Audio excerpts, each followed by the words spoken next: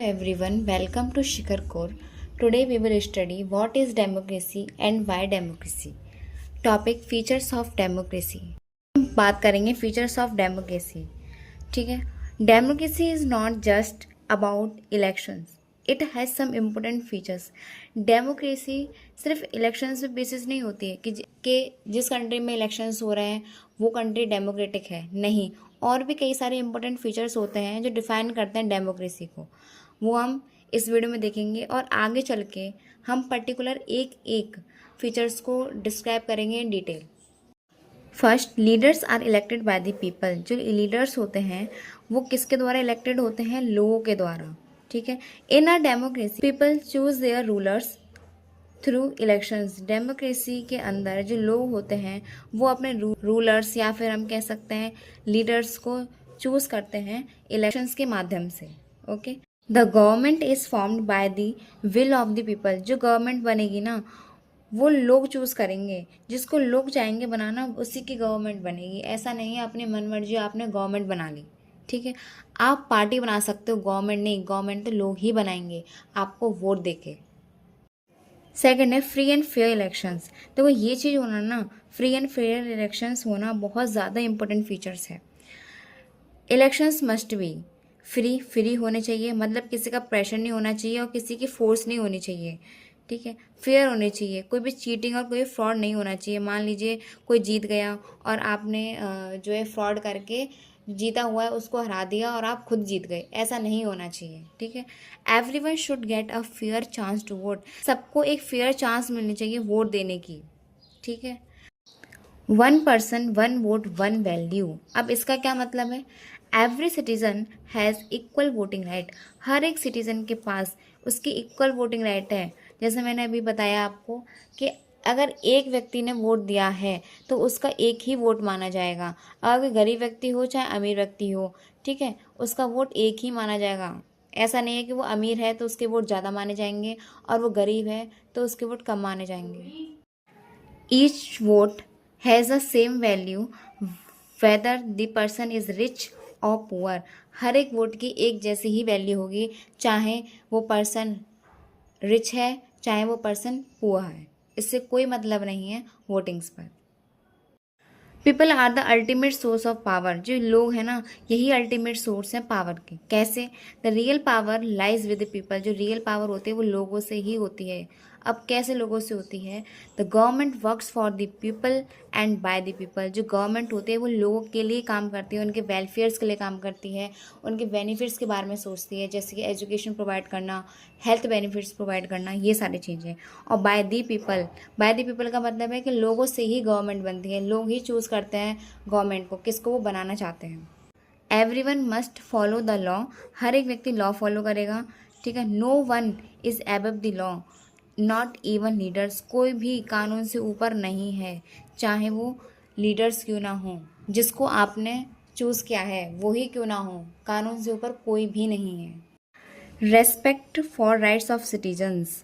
A democratic government protects citizens right likes. जो democratic government होती है ना वो लोगों की, सिटीजन्स की राइट्स को प्रोटेक्ट करती है। जैसे फ्रीडम ऑफ स्पीच, मतलब लोगों को बोलने का अधिकार है, गवर्नमेंट आपको दबा नहीं सकती है। ठीक है। इक्वलिटी, आपके साथ डिस्क्रिमिनेशन ना हो इसका भी ध्यान रखती है government. Major decisions by elected government. अब हम ये टॉपिक देखते हैं, इसका मीनिंग क्या है actually. In a democracy the final decision making power must be with elected leaders.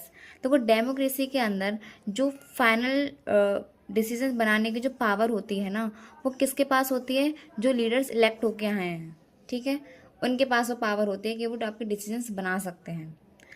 People elect leaders, लोग इन लीडर्स को इलेक्ट करते हैं और यही लीडर्स फाइनली क्या करते हैं? डिसीजंस लेते हैं। एग्जाम्पल देखते हैं हम पाकिस्तान का। मिलिट्री कोप अक्टूबर 1999। पाकिस्तान के अंदर मिलिट्री कोप हुआ था 1999 के अंदर। In October 1999 Pervez Musharraf overthrew the democratically elected government.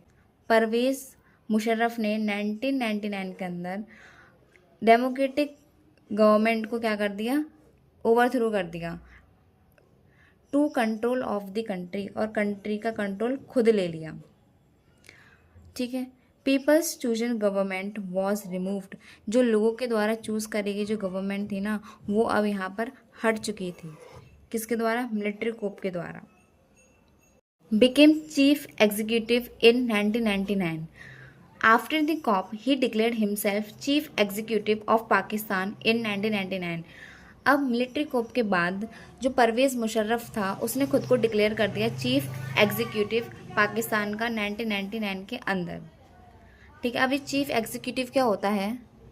Chief executive head of the government होता है, या फिर आप ये कह सकते हैं हेड ऑफ द कंट्री होता है, जो सारे डिसीजंस लेता है कंट्री के लिए। जैसे कि इंडिया के अंदर चीफ एग्जीक्यूटिव कौन है? Prime minister. और यूएसए के अंदर चीफ एग्जीक्यूटिव कौन है? President. No elections was held for this position, इस पोजीशन के लिए कोई भी इलेक्शंस नहीं होते थे, इसलिए इसने खुद को क्या डिक्लेयर कर दिया? Chief executive. And later became president, और बाद में इसने खुद को प्रेसिडेंट का टाइटल दे दिया और ये प्रेसिडेंट बन गया कंट्री का। इन 2022 ये रेफरेंडम लेके आया। रेफरेंडम क्या होता है?